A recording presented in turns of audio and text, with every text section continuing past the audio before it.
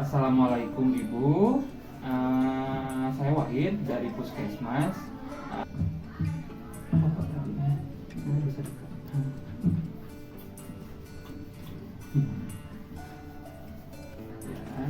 Ya, pintar Ibu cuci tangannya ya.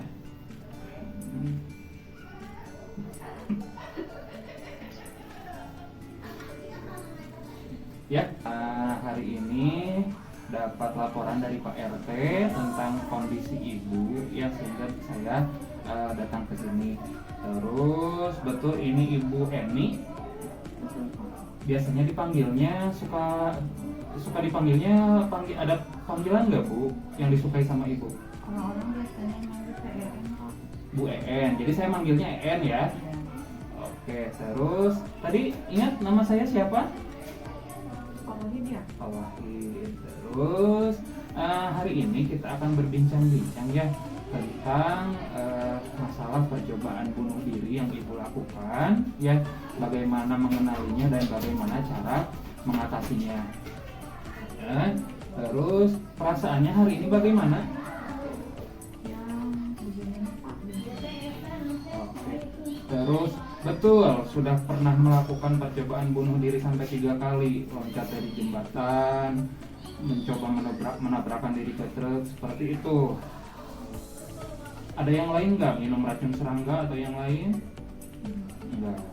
Oke. Nah di sini kita akan berbincang-bincang tentang mengenali resiko bunuh diri, ya, mengenalinya, cara penanganannya dan cara mengatasinya. Ya, Ibu bersedia? Waktunya mungkin kurang lebih 10-15 menit ke depan. Waktunya tempatnya di sini saja, boleh nggak apa-apa? Nggak apa-apa ya. Nah, Ibu punten ya, Pak Abdi diamankan heulanya. Nah, Ibu, jadi kalau menurut teori ya, resiko bunuh diri itu dimulai dengan 3 hal. Yang pertama berupa isyarat. Biasanya Ibu teh nyarios kieu. Kalau saya tidak panjang umur, nah itu isyarat ya Bu ya. Terus kalau misalnya ancaman itu, biasanya Ibu ke orang terdekat, saya akan bunuh diri gitu ya, karena beratnya masalah Ibu. Terus yang terakhir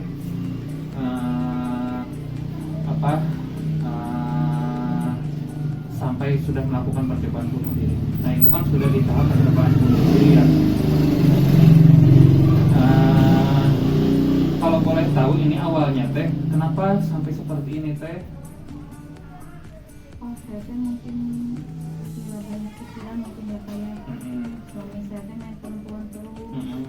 Terus sementara itu di rumah anak-anak sudah beranjak dewasa, udah mulai remaja, pergaulan sudah mulai nggak benar. Saya kan Sudah tidak bisa dikontrol. harus ngobrol ke siapa? Sementara suami seperti itu jarang pulang. Jadi makin beban ya Bu ya, Ya. rasanya ya.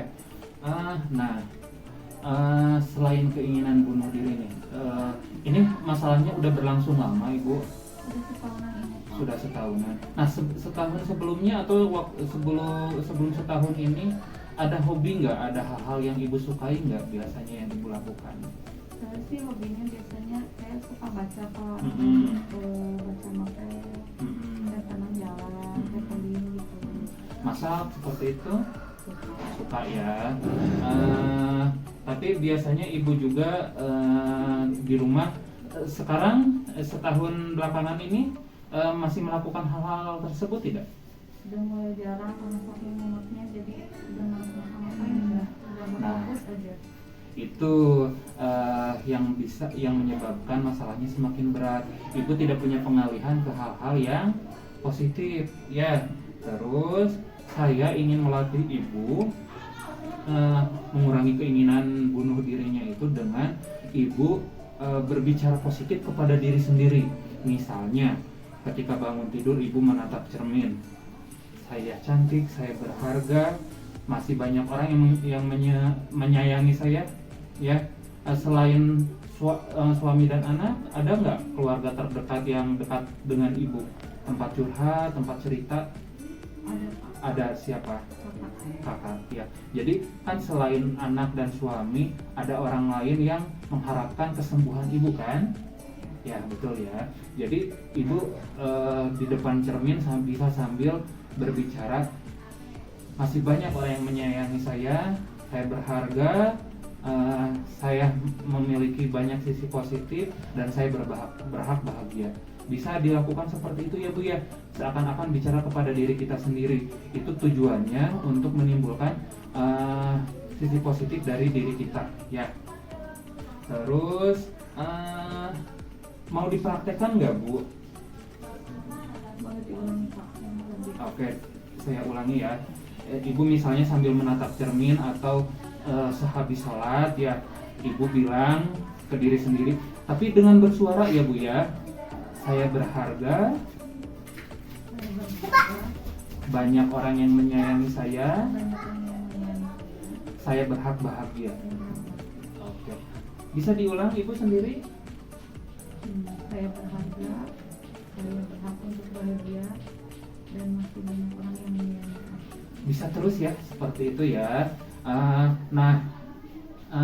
Berbicara sendirinya itu, mempositifkan diri kita sendirinya itu bisa diulang-ulang di bangun tidur ya, terus sebelum sholat atau setelah sholat ya, setelah berdoa bisa sambil menatap cermin ya, ataupun tidak apa-apa. Dan sebaiknya dimasukkan ke jadwal kegiatan ya, atau dipasang alarm Bu ya, di si ibu Nahilaknya kan punya HP kan ya.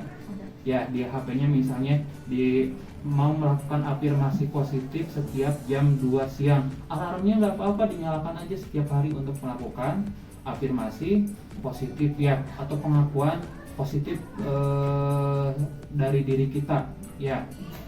Terus sebelum saya tutup, saya ingin ibu mengulangnya dengan lantang kepada saya tentang sisi positif ibu yang tadi.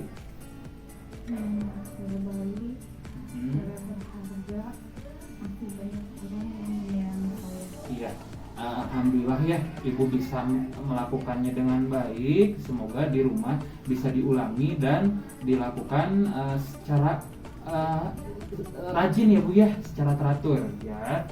Terus setelah kita ngobrol-ngobrol, perasaan ibu bagaimana? Lumayan agak lega ya Pak ya. Mudah-mudahan dengan pertemuan ini bisa mengurangi beban saya. Oke.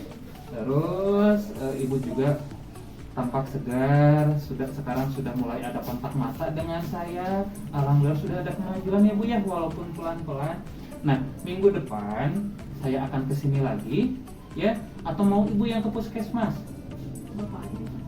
Saya yang kesini, tidak apa-apa. Waktunya mungkin sama ya, 10-15 menit, atau kalau misalnya ibu dirasa nyaman, boleh nanti kita durasi ngobrolnya kita tambah ya, jadi 30 atau sejam 2 jam, tidak apa-apa ya.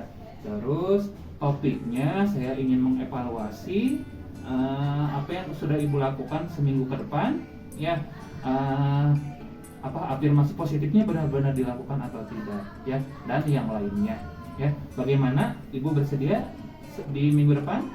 Oke. Mungkin sekian. Sebelum ditutup, kita cuci tangan dulu ibu yuk. Semua bisa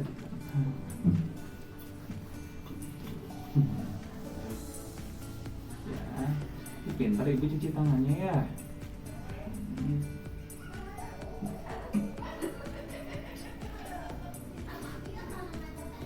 Ya, mungkin cukup sekian. Sampai ketemu minggu depan ya Bu ya. Ibunya sehat-sehat ya. Mudah-mudahan kita bisa ketemu tanpa halangan di minggu depan ya. Sekian.